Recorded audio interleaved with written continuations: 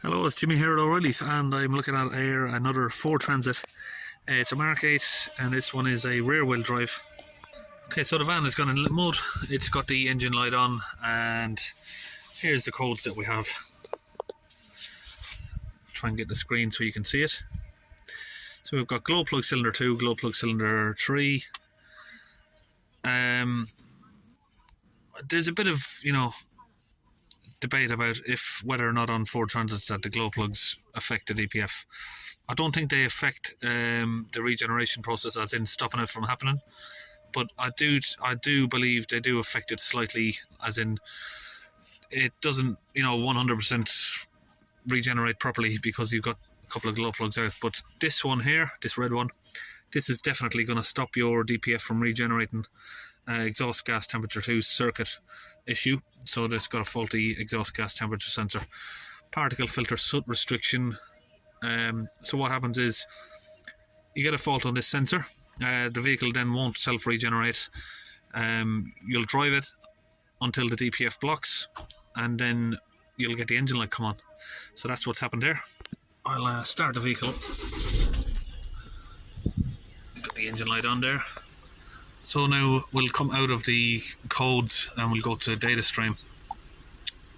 Go to differential pressure. In the DPF. And we'll just change that reading to a different, got millibars or HPA, which is the same. This one I like to use. So it's on currently 14. It was just on 25 when I looked just a few minutes ago, so it seems to have lowered a bit. But what you find with these transits is when you warm the engine up, the DPF pressure increases. So that DPF is not too blocked. We'll accelerate it up to, say, 3000 RPM. Well, that's the max anyway. It's limited on 3000.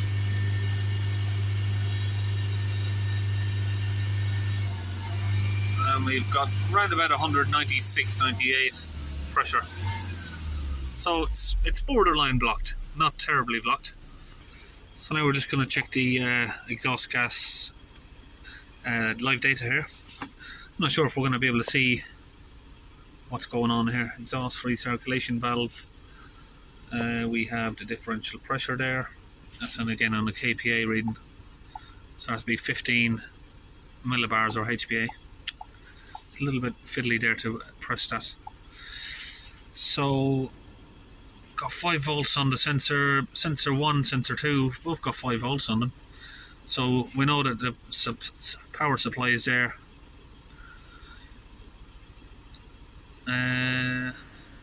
Okay, so we're gonna take off the exhaust temperature sensor, gas temperature sensor, and we'll do a DPF clean.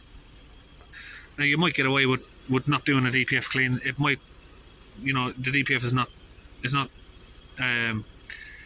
not excessively blocked, so you might get away with putting the sensor on and try and take it for a regeneration. But I don't really like doing forced regenerations or whatever, so we'll just go ahead and do the clean anyway. It's just a safer option, and we'll replace the sensor here. So just here we have the exhaust temperature sensor, and you can see there it's quite rusted, so we're just going to try and clean that up a little bit and put some penetrating oil on it. So I've just got a drill here with a little wire brush wheel on the end of it. We're just going to go around the sensor with it, just to clean up the threads there. Once that's done, it should look like that. Now I've got some of this fluid here from Launch UK. Launch Tech UK is the website, and I'd like to say this opportunity to give say thanks to some of my subscribers. People who've been buying from Launch UK have been mentioning my name and where they found the products, and Launch UK did give me a couple of these to test out as a thank you. So yeah, thanks for mentioning me. It does obviously make a little bit of a difference. I've received a couple of little free goodies there. So we're going to spray this fluid on the sensor there. You see, it's quite good fluid. It's sort of a new fluid that they're making. It foams up and gets into the threads there. Now once you let that soak for a minute, you can use, usually I'd normally use a crow's foot spanner on something like this, but these are not usually that tight, so I'm just going to use these adjustable spanner here from Halford's. It's quite a good spanner actually. These adjustable wrench, whatever you call it, quite a good quality. They don't move.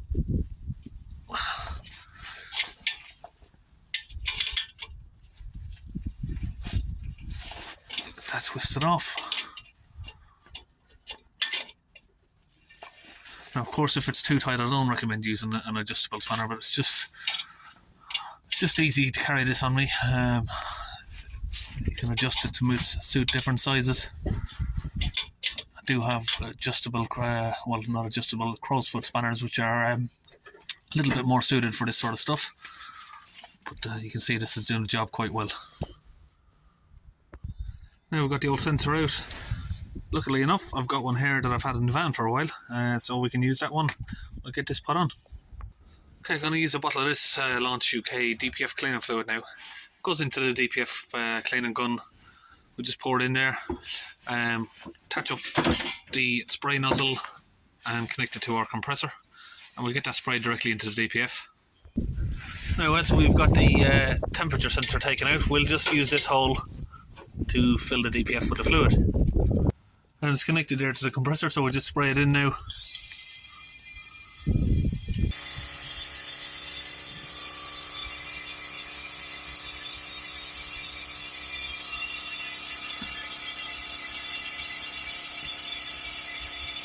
Okay, so I just had to use my other hand there just to hold the nozzle in place, stop it from leaking. Now just let that settle in there for a minute.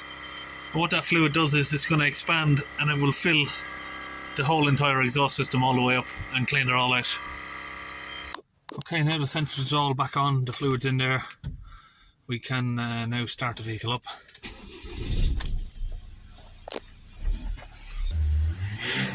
Give it a few little revs up and down.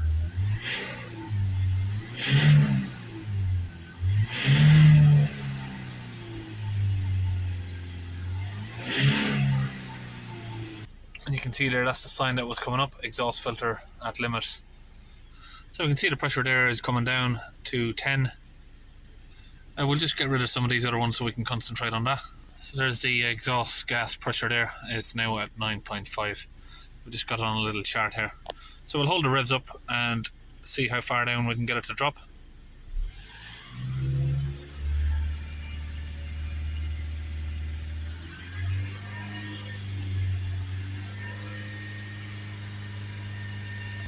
So that's now 3000 RPM there.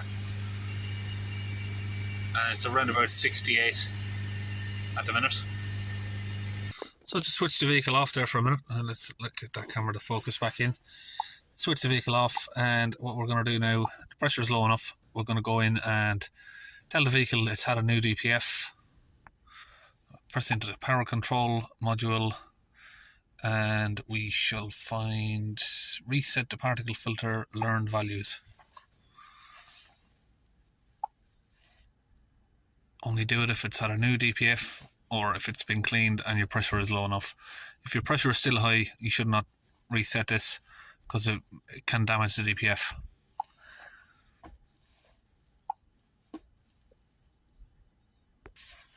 That's complete.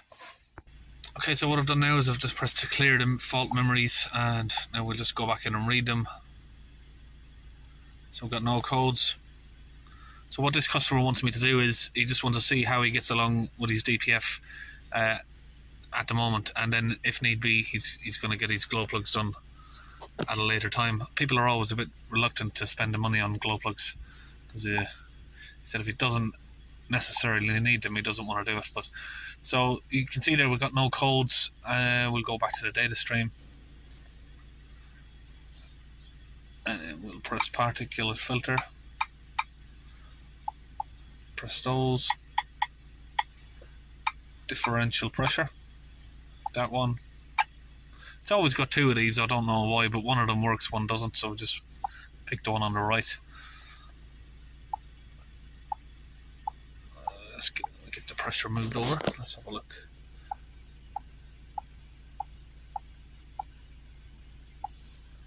So we're around about 7.4 now. DPF percentage calculations there reset to 0.